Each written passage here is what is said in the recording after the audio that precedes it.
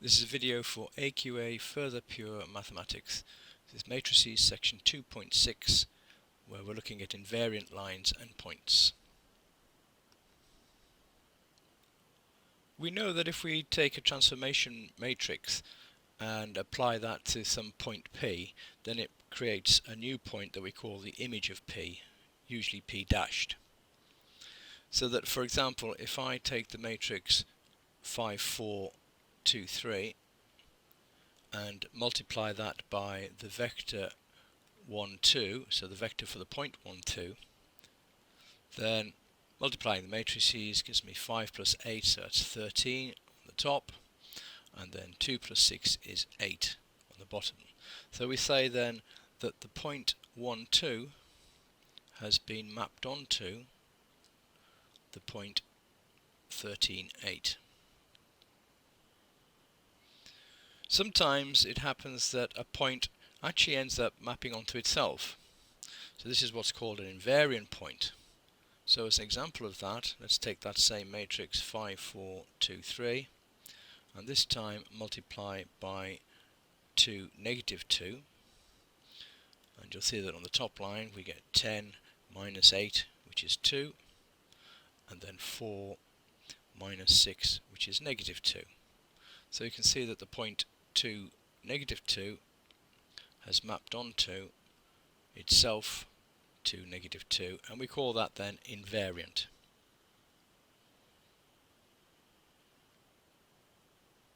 The question then would be, of course, are there any other invariant points for this particular transformation, and if so, how do we find them?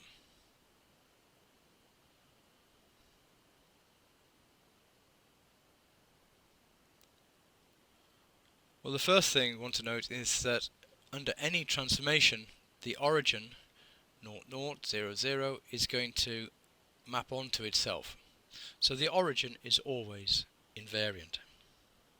If we want to find other invariant points, then we can do it by looking at an equation, because what we're saying is that the matrix, so 5, 4, 2, 3 in this case, multiplied by some vector xy, produces exactly the same vector xy. In other words, the point is mapping onto itself. It's an invariant point. If we take the top line of the first matrix and multiply that out, we get 5x plus 4y must be equal to x. So in other words, 4x plus 4y is equal to 0. And multiplying by the bottom line gives 2x plus 3y is equal to y. So this one gives 2x plus 2y is equal to 0. So in all cases then, these equations here give me the same equation, which is that x plus y is equal to 0. Or that means that y is equal to minus x. So any point then where we have the x value equal to negative of the y value, y equals negative x, we have an invariant point. So the example that we looked at was 2, negative 2, but equally well we could have looked at 5, negative 5, for example.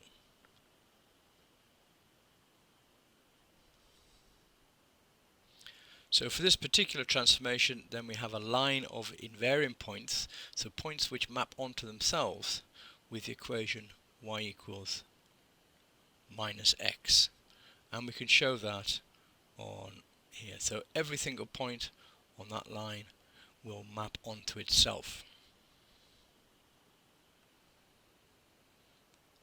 This is a GeoGebra file which allows me to investigate that a little bit further. So you'll see here we've got the red line, which is then mapped onto the green line by the matrix 5, 4, 2, 3. The point P on the line, I can move up and down the line so you can see that what happens to its image. Now in general that's not going to be an invariant point, but you can see here that if I move P down to the origin, then it is indeed invariant. So that's the first thing that we talked about, that the origin is invariant. Now I can change the gradient and the intercept of each of these lines. So for example, if I now move the line round, you can see that the origin there is staying invariant,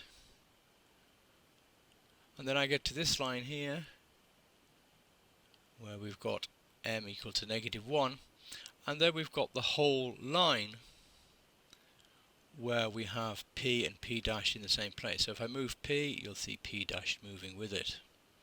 So that's the line y equals x that we've already talked about. Now you might have noticed that as I moved round that gradient there was another line where the red and the green actually coincided. There it is at m equal to 0.5. But in this case, although the line is invariant, you'll see that the points are not invariant. So that although the line maps onto itself, the individual points don't map onto itself, and p and p dashed are in different places. It's only when we come down to the origin where they correspond and they're equal. So again, the origin is an invariant point, but in this particular case the individual points are not invariant, even though the whole line is.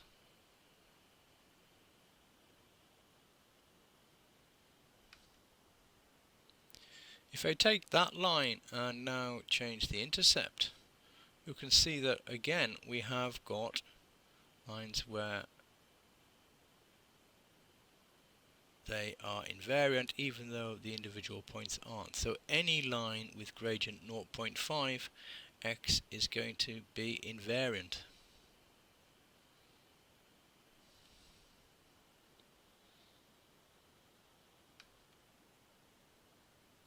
Let's now go back to our invariant line, or our line of invariant points rather, which is y equals -x, where we have the points all mapping onto themselves. And say, well, what happens now if we move the intercept of this line? Does it stay invariant? And you can see, no, it doesn't. However, you'll notice that the image line is parallel to our original line.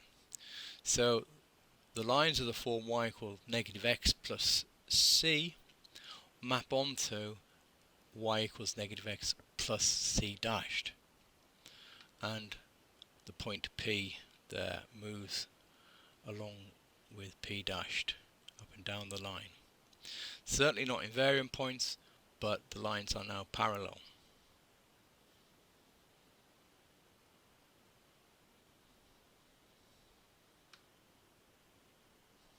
So in general then we have an invariant line is mapped onto itself by some transformation, but it's not the case that all individual points are necessarily mapped onto themselves.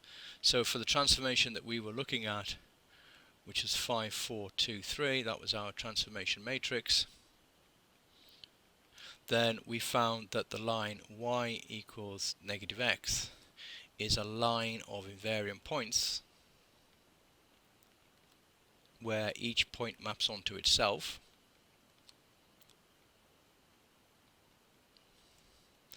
and then lines of the form y equals 0.5x plus c map onto themselves. So these are invariant lines.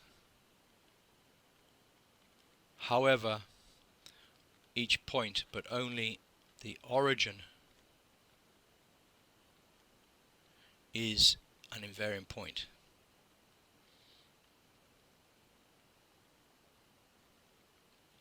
And all the other points map onto some other point on the line.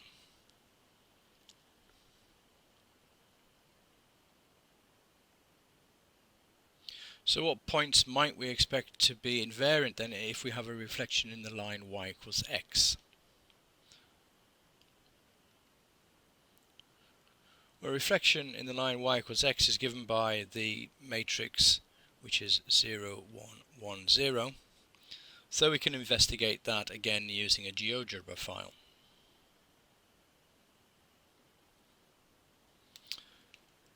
Here we've got it set up so that the gradient of our line is 2 and the intercept is 0, and you'll see there that the image is equal to 0.5x. Again, I can move P up and down the line, and its image P' moves along the image line. The origin, of course, as we've already said, is going to be invariant, but other points, they're not invariant. So the only point on that line is the origin itself.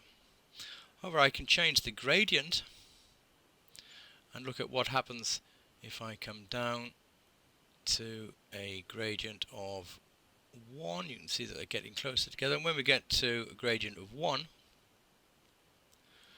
then this is the line of invariant points.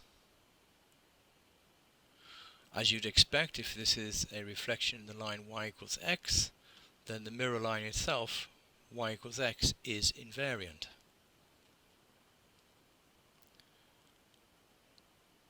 If I keep then changing the gradient, getting smaller and smaller until we come to a gradient of -1, you'll see here that the line is invariant, but the points themselves aren't, apart from when we get to the origin, which of course, as always, is an invariant point. So these lines where we've got y equals -1 are invariant lines, and I can change the intercept, and you can see in all cases the lines are invariant. So we've got the mirror line itself, which is y equals x. That is a line of invariant points, and lines of the form y equals -x are invariant lines, but the individual points are not invariant apart from the origin.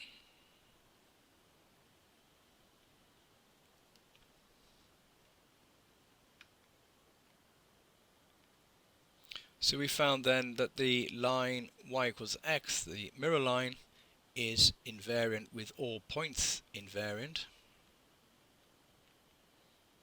and lines of the form y equals -x are invariant,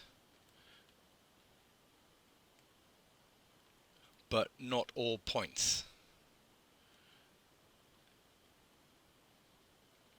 So points map onto other points on the line.